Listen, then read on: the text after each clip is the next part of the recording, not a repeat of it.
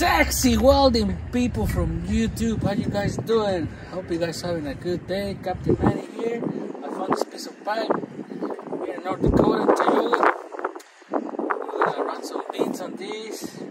They put some root in here already, so I'm just gonna try to do some caps with 80-10. Sunday, went to church, went to do groceries, went to do laundry. I did the oil change on the Mama Lena. Oh my gosh. So right now I'm just gonna run some beads because, you know, I'm kind of rusty, haven't welded a little bit.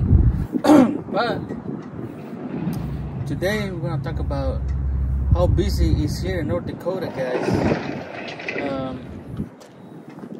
This RV park right here, there's like 5 RVs. Most of the RV parks are not full. There's not really much going on, guys.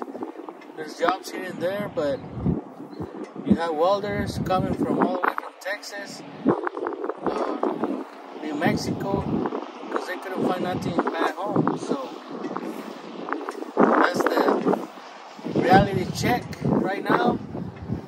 It's picking up, but it's picking up really slow right now as we speak. Today's May 15, and I haven't heard of any big projects or anything like that here in North Dakota, guys. There's a few pipelines here and there, but you know, they're 2 weeks, 3 weeks, and you have to chase those jobs out. So we'll see what happens, guys. But as of right now, guys, there's not really that much work going on. So I just want to say that, and hopefully I find a test or something soon.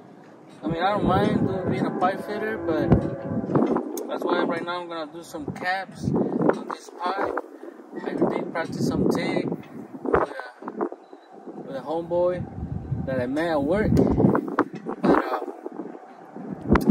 we'll see what happens, guys. Hopefully we can get a test and make some money. But other than that, guys, just stay safe out there. God bless, and I'll see you next time. All right? Bye.